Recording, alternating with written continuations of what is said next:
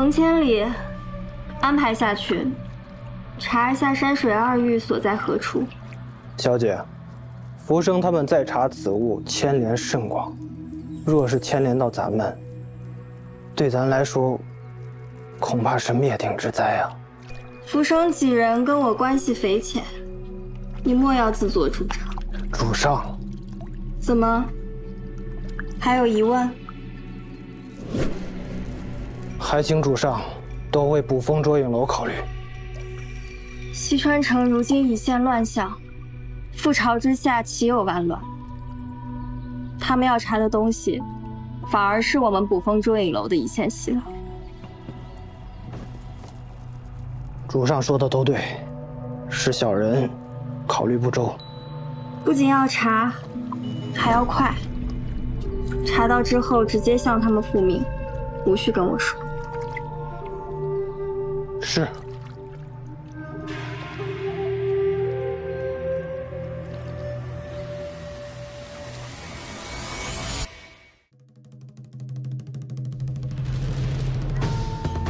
当风而造其为治，止于无欲而明明德，因明而正，因正而大，正大而光明。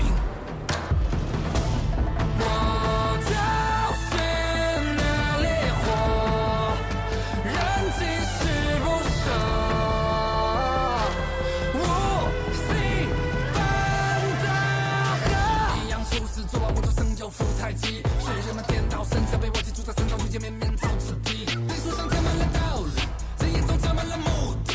在某年代的人幻想过破了混沌的复杂，心不起高，念不清楚的愿意唱，过天地众人造的梦，拜托你哭还痛不痛？心不言是天说，黄金是黄不舍的，忘我无念如何？飞了永驻炉火，融进头枷锁，今日方知是我。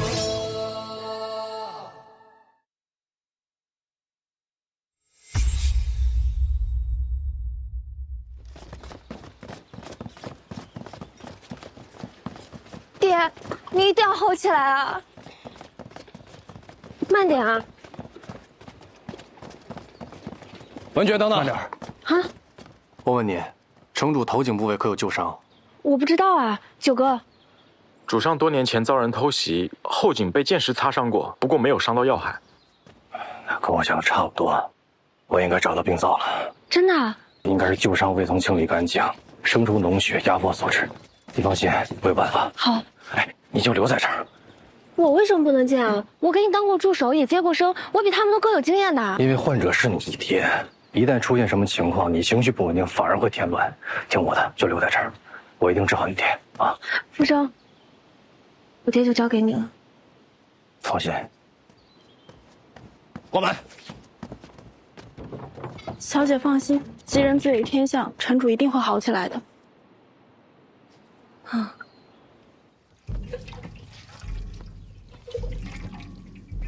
小心点儿，不能有丝毫尘土。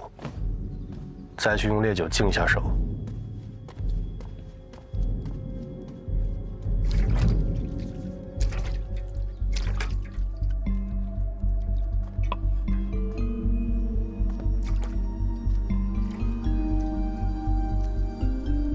古天，果然有脓血，快帮我把这血擦了，快点。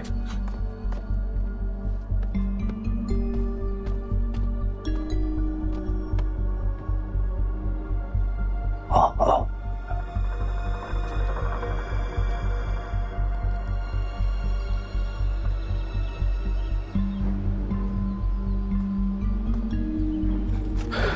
郡主，那浮生到底行不行啊？我相信他。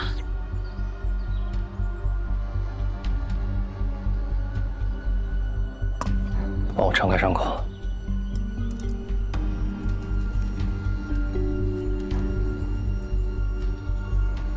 开，不好，松开，松开，松开，松开。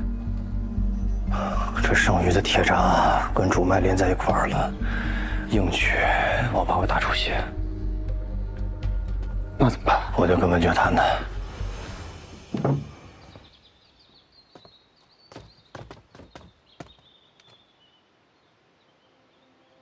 这是城主的头痛的确是旧剑伤有残余铁闸压迫化脓所致，浮生已经将脓血处理干净了。那我爹他现在……此伤年头过久，铁闸与脉部粘连，长在一处。若要硬取，可能会伤及主脉；但若不取，怕过不了多久，城主就会旧疾复发，甚至更为痛苦。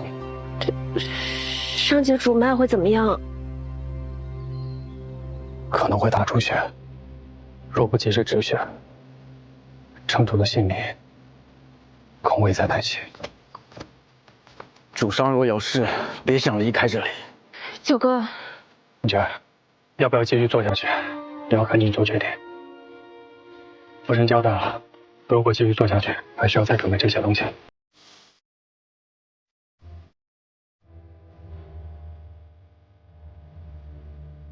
走，小哥哥准备。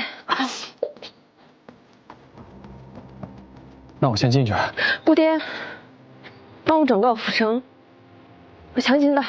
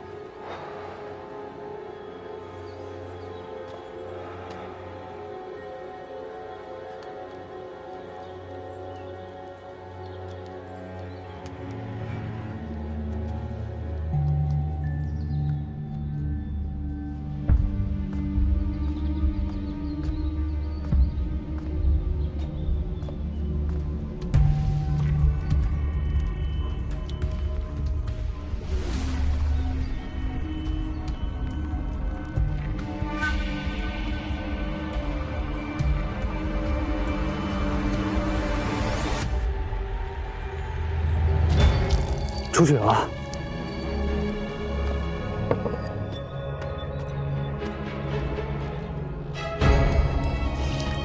这血不快用，快点按住他。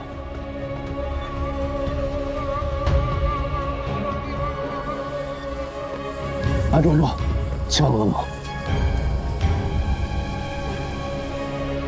这个也不快用，这可怎么办？该怎么办？快，我需要艾绒，在我房间的箱子里面，快帮我拿过来。郡主，我去。你要艾绒干什么？多处脉快出血，现在用灼烧之法已经不管用了，我只能尝试将艾绒放在伤口处，用明火灼烧之法进行止血。胡闹！我去找其他大夫。你再拖延时间，就是栽文城主的命。福生。主上若活不成，我让你求生不得，求死不能。九哥，郡主，从未听说过在伤口处点火能治病，城主是活生生的人呢。就这么办？相信我。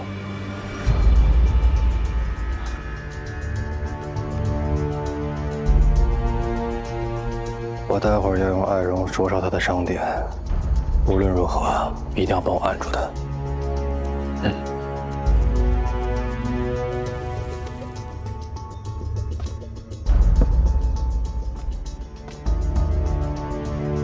来，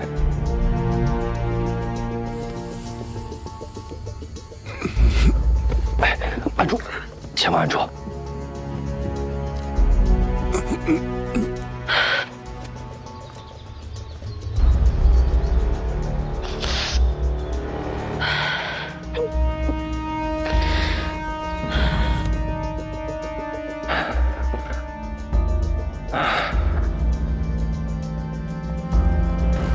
所以是成了，行了，别怕了，都成了。放屁，我才不怕。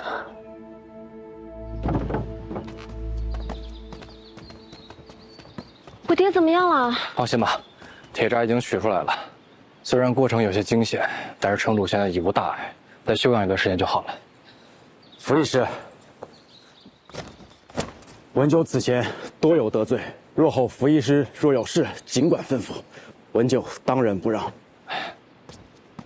九哥，不用这样，这都是我分内之事。再说，我也是为了完成自己的承诺罢了。哦，你们千万要记得，城主的患处待会儿可能会有些痛，我开一些止痛的药物。不过切记，近期饮食要清淡，千万不能吃荤腥。快去吧。好。福生，谢谢你。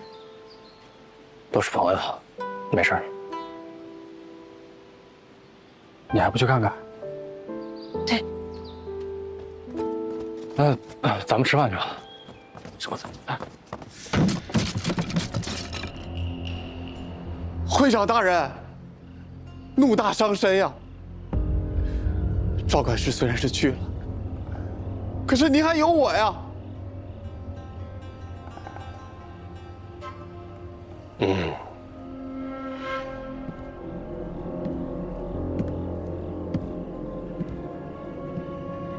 思明，你是我一手提拔上来，唯一可以倚重之人。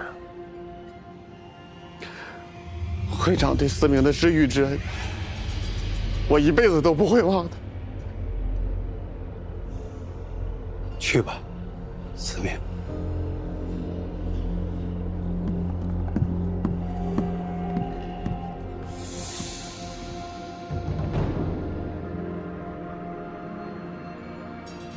靠你，恐怕我连怎么死的都不知道。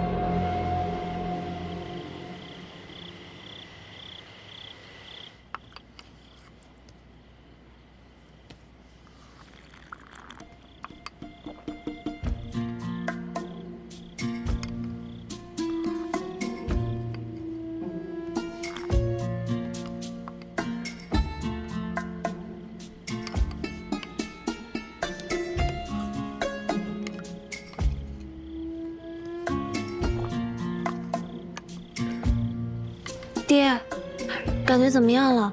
还疼吗？还疼啊？我找福生去。上颚疼。开刀的位置在颈后，怎么会疼在嘴里呢？郡主，那粥刚出锅，您吹都不吹一下？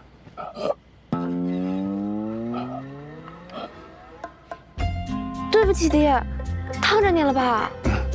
不客气，我有这样一个疼我的小棉袄，是爹的福气。那我给你吹吹。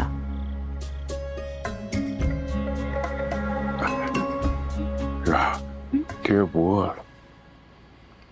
哦。那您今晚好好休息，我明早再来看你啊。走了，九哥。郡主慢走。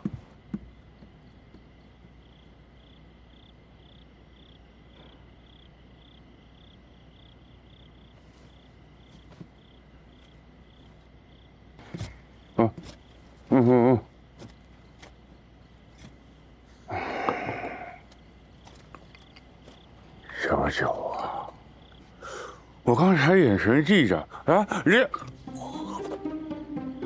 这时候已经看明白了啊，我们两个人之间的默契啊，我们这么多年的情谊。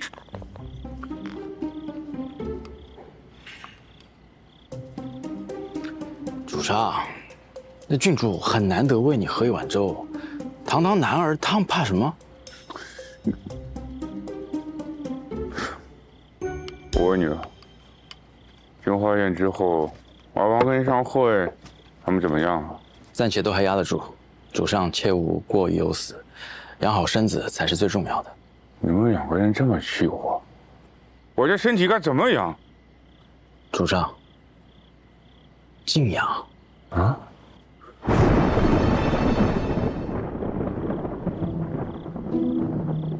小九，都有，属下有事，先行告退。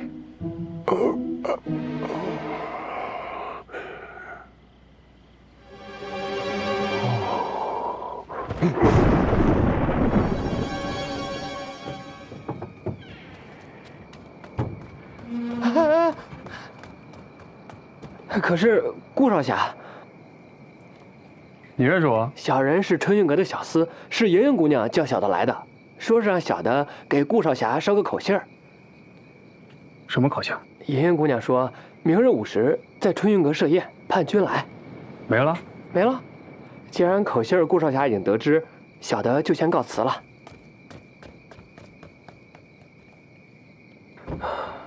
这不年不节的，突然请我吃饭，不会是鸿门宴吧？可是鸿门宴也是莹莹设的，大不了我顾天来个舍命陪美人吧。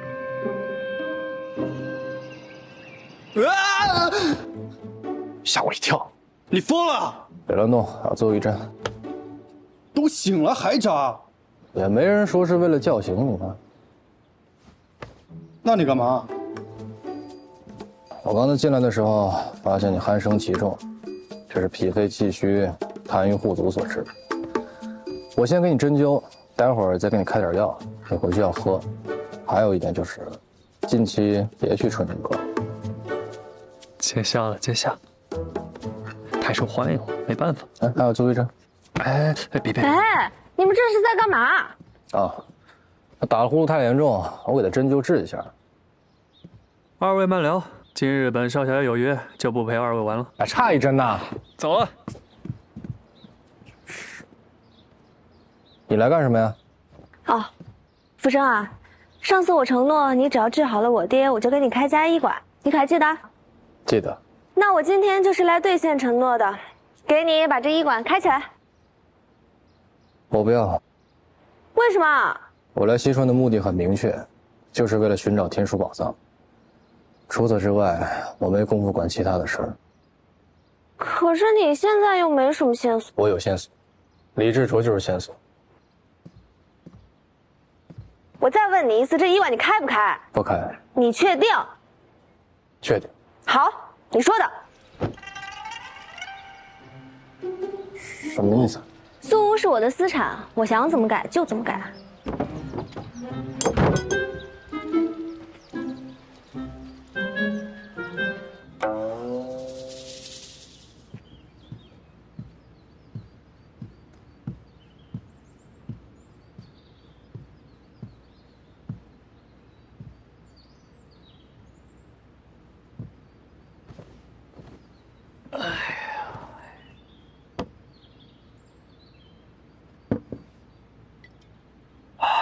香，真香啊！看来顾少侠对这酒菜还算满意。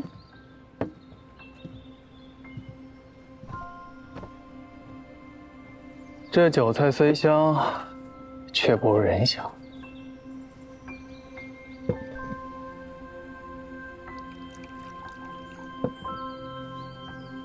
云云姑娘，这酒不能乱喝，你得说清楚。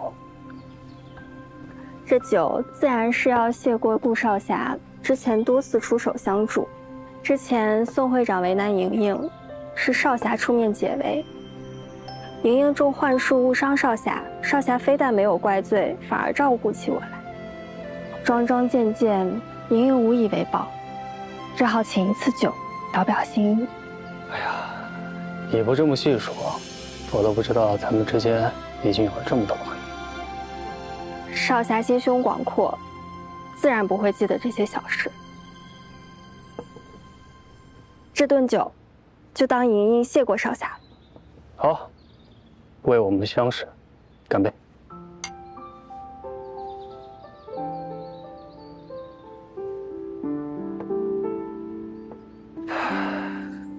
我爹娘去得早，我兄弟三人自小流落江湖。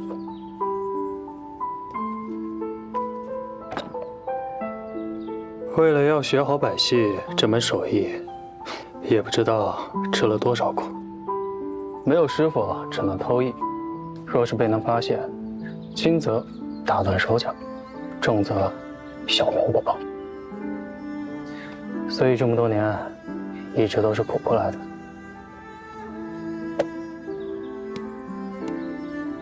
看来这世上没有人能活得轻松。为何不能？我从小孤苦伶仃，带着葫芦靠乞讨为生。谁曾想葫芦大病一场，我便自卖至这春灵阁，才能有银子求医问药。本来想着可以自赎其身，脱离这里的。乱世如此，乱世之人，谁又能独善其身呢？你能在这鱼龙混杂之所而不自堕，在下钦佩不已。来，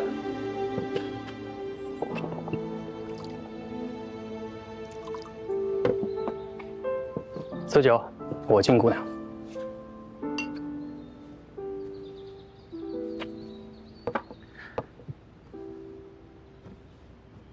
茵茵姑娘，你是不是没有看过我演百戏？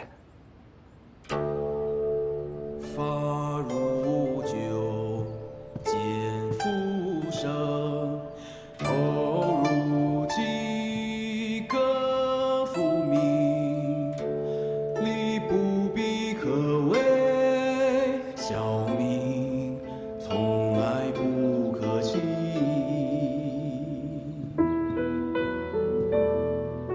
不知今日是否有幸，能与家人共舞？既然已经上台了，当然可以了。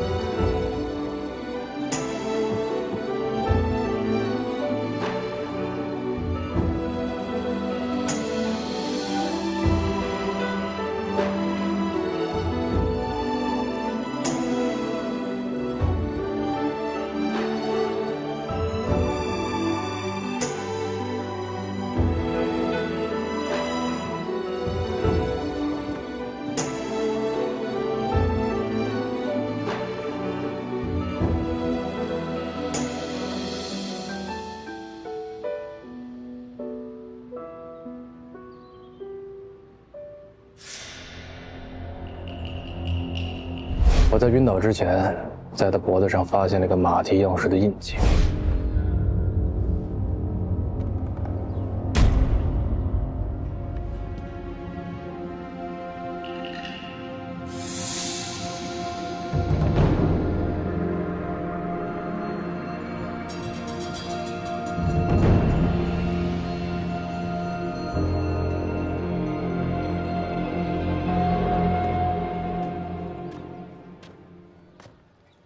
影影马蹄状的印。啊，你找谁啊？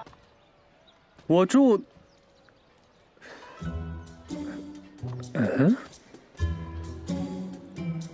文福堂。找错了。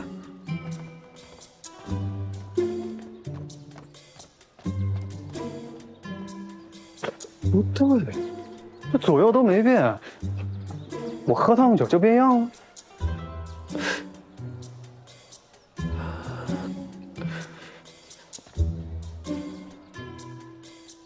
福生，哎，这怎么变成文福堂了？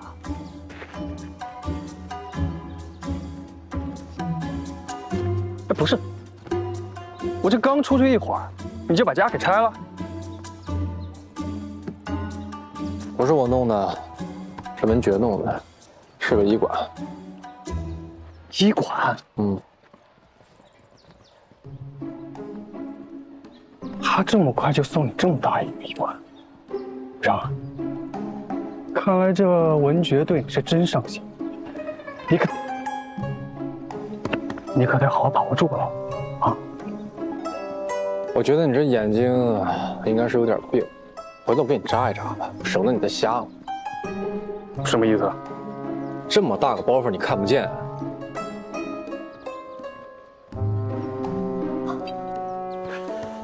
我不是跟你说过吗？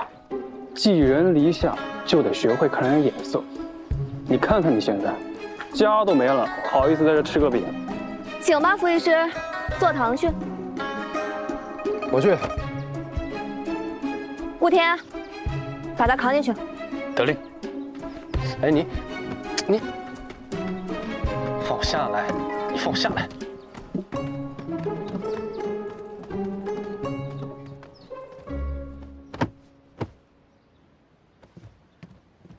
我说了，我不坐堂。那你想干嘛去？找另外2块玉。我还是那句话，你有线索吗？李志卓，别再提他了。你告诉我，你能拿他怎么办呢？啊，你是打算当面去问他，喂，你是破壁的人吗？那你说怎么办？如今他在明处，我们在暗处。若是贸然去和他对峙，那我们岂不是暴露了？他就知道咱们也在找玉了。所以啊，想要从他身上找到突破口，恐怕难于上青天。此事呢，还要从长计议。你想找宝藏呢，我比你更想。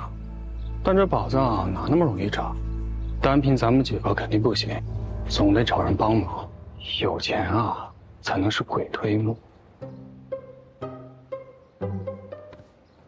再说了，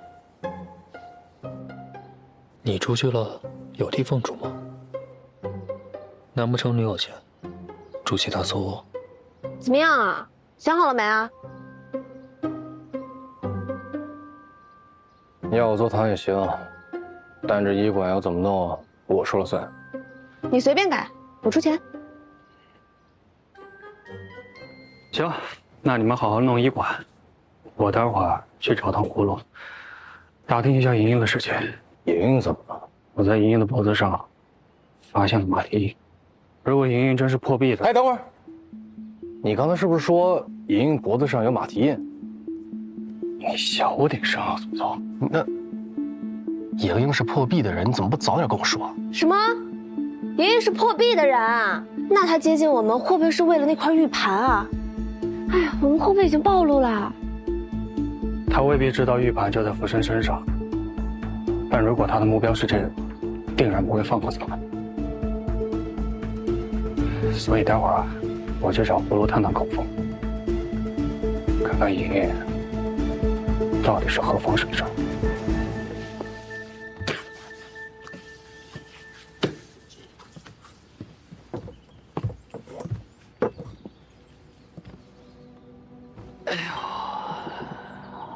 葫芦，累了吧？歇会儿。不累。我来帮你。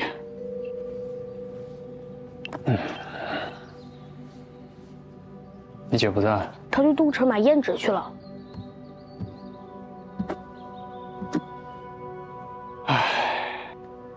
看到你，就想起了我2个弟弟，也是年纪轻轻就出来讨生活，不容易啊。习惯了，我从小没爹没娘，什么苦没吃过。要不是有我姐在，我早就没命了。听说你姐小时候日子也不好过。我当初认识她的时候，她就在贫民窟呢，好像还有处老宅。你姐有家人？她小时候被别人收养，那处老宅是她养父母的。自从养父母去世之后，我姐就流浪街头了。顾婷大哥，我们去把舞台擦了吧，你左我右，如何？小小年纪多干点活，我还有事，自己干。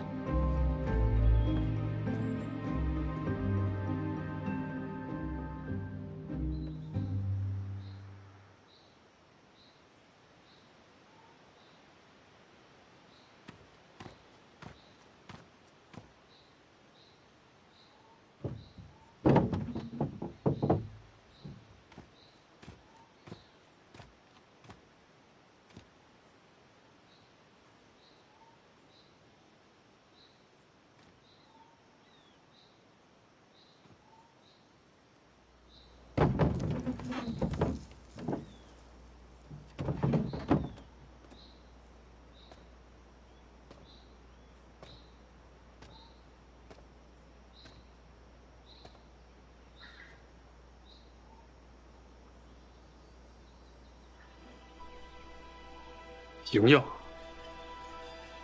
你怎么在这儿？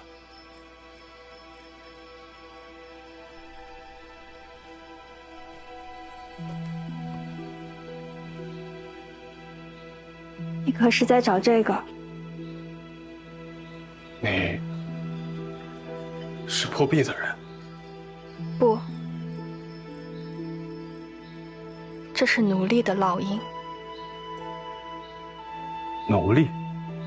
在西荒一带，只要看到这种印记，就知道这个人无论穿得再华丽、再美貌，他也是个奴隶，最卑贱的奴隶。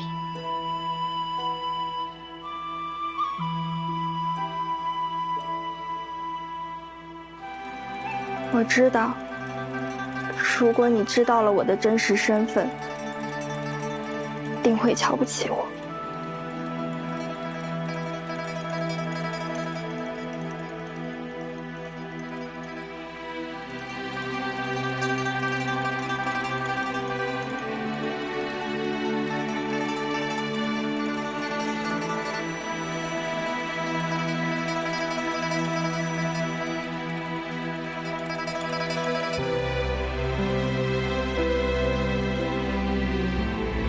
受了太多的苦。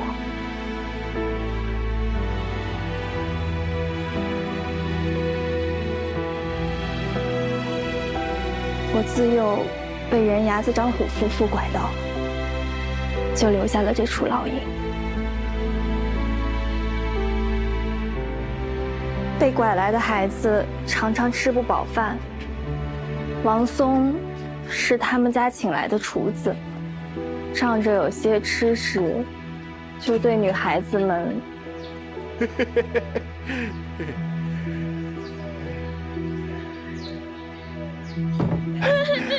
莹莹，小莹莹，我给你送好吃的来了，饿坏了吧？怎么不想吃饭了？还没受过挨饿的滋味是吧？啊！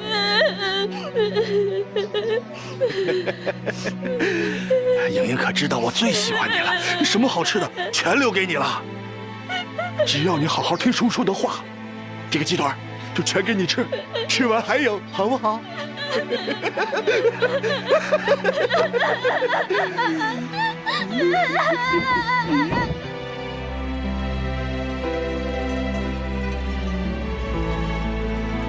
过去的事就让它过去吧，不必再提。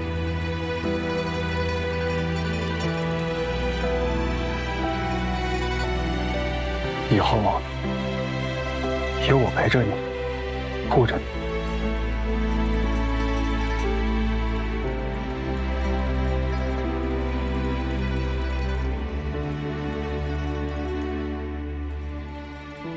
还有一件事我瞒着你，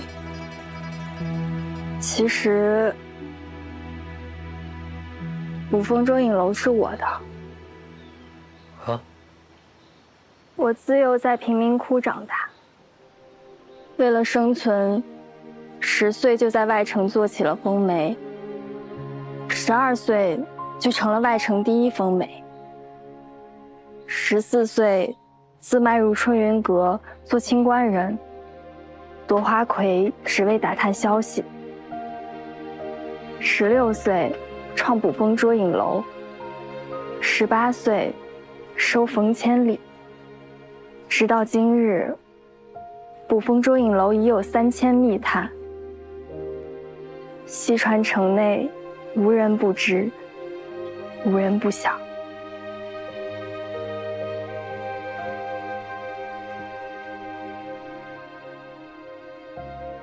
我确实骗了你。如果你不能接受，我无法想象你在其中受了多少苦，遭了多少罪。都已经过去了。对了，你刚刚说的破壁是什么？此事说来话长，我跟浮生遇到了一个很难缠的对手。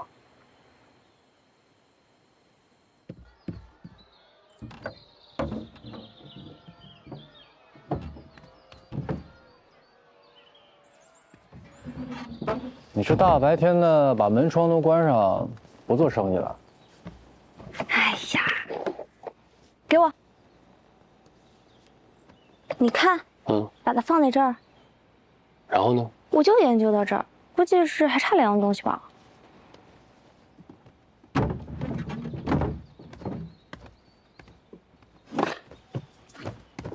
顾天，你不会敲门啊？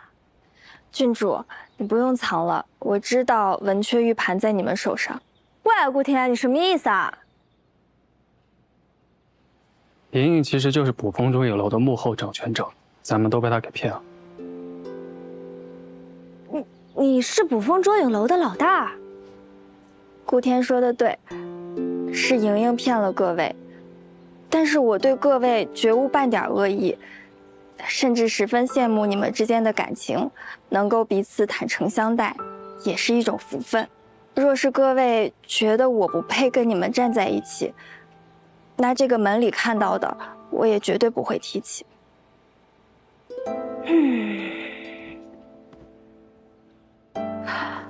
东西是浮生的，是否接受你的决定，你问他吧。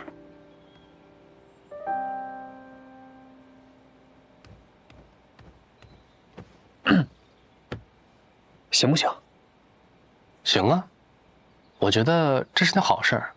你看啊，咱们一直都想找捕风捉影楼的人帮忙，但是呢又怕引火烧身。这下好了，来了一个可靠的人，我觉得是好事儿。啊，既然浮生都表态了，那我自然没什么意见。对了，还有你那个弟弟葫芦，我们也都很喜欢他。如今你已对我们坦诚相待，那以后这西川城，我罩着你。莹莹谢过郡主了。嗨，罩他们2个也是罩，多你1个也不多。那这样，以后咱们4个就是西川寻宝小分队，我就是小队长。那咱们以后小分队的吃住行就要多仰仗小队长了。包在我身上。哎，对了，我听顾天说，你们只找到了1块玉，另外2块还毫无头绪。是啊，这些东西四处流散，根本不知道在哪儿啊！而且啊，李志卓也在找这2样东西，恐怕我们得先他一步了。既然我已经是小队的一员了，那我一定要再出一份力。我想，捕风3000密探找2块玉，应该还是绰绰有余的。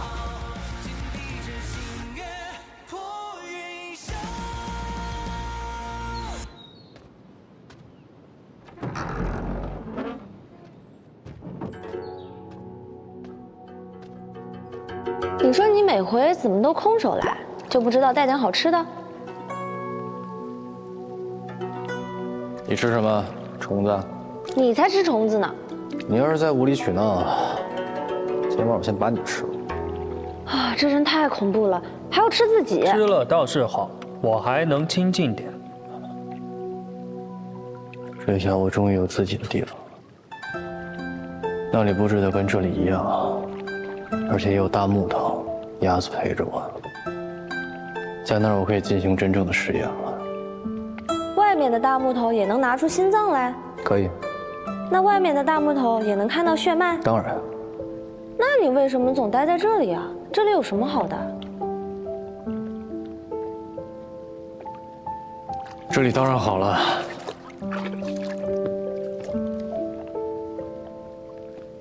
因为这里还有你们。你们？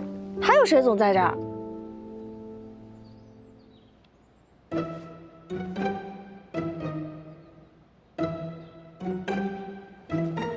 你怎么？你到底藏谁了？啊，哎你！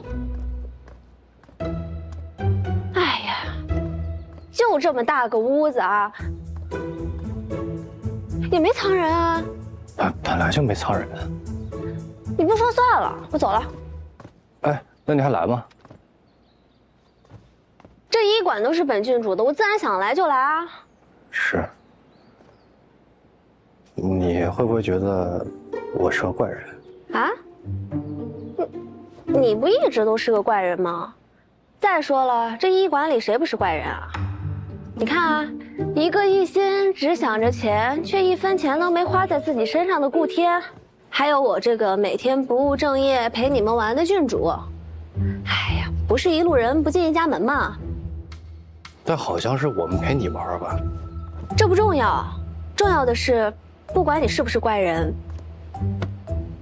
你都是我的朋友。朋友？那朋友，能不能帮我一个忙？什么忙啊？你看，你刚刚说咱们是朋友，这朋友是不是应该帮对方完成他无法完成的事情？你到底要说什么啊？南爵，其实我在上一的时候有一个特别大的心愿，但是我一直没有机会实现它。我觉得如果今天我再不当着你的面亲口对你讲，我一定会憋死。毕竟你是这个西川城最好、最漂亮、最聪明的女孩，所以你一定会帮我的，对吗？这不太好吧？有点突然了。我一直都想要一个尸体，我要研究一下换心之术，可以吗？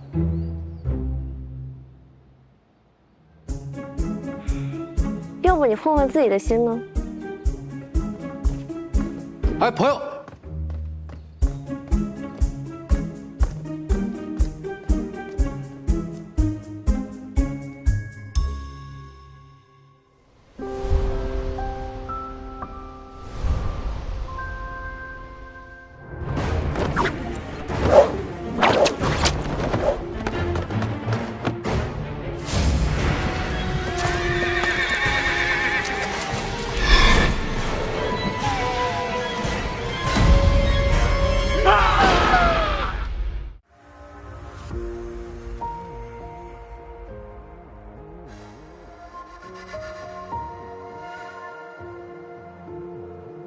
天幕下，光影同行，繁华辉煌的倒影，隐藏多少的轨迹？就像那生命中每页篇章，串起命运的交集，故事可歌也可泣。会掀开神秘面纱，不说迷离的冒险，我们不逃离，也不轻易妥协。当黎明破晓时，光芒乍现，一直探寻的路，追逐和迎接，每个未知的情节，共赴一程，用热血和赤子心燃烧，点亮青春，不负年少，征途留痕，把黑暗驱散，用星光照，坚披着星月，直至破云霄。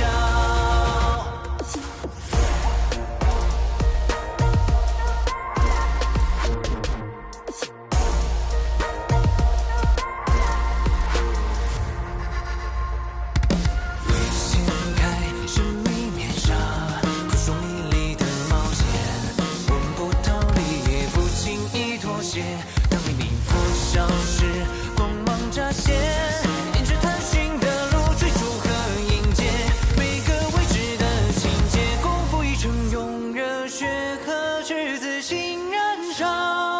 点亮青春，不负年少，征途留痕，把黑暗驱散。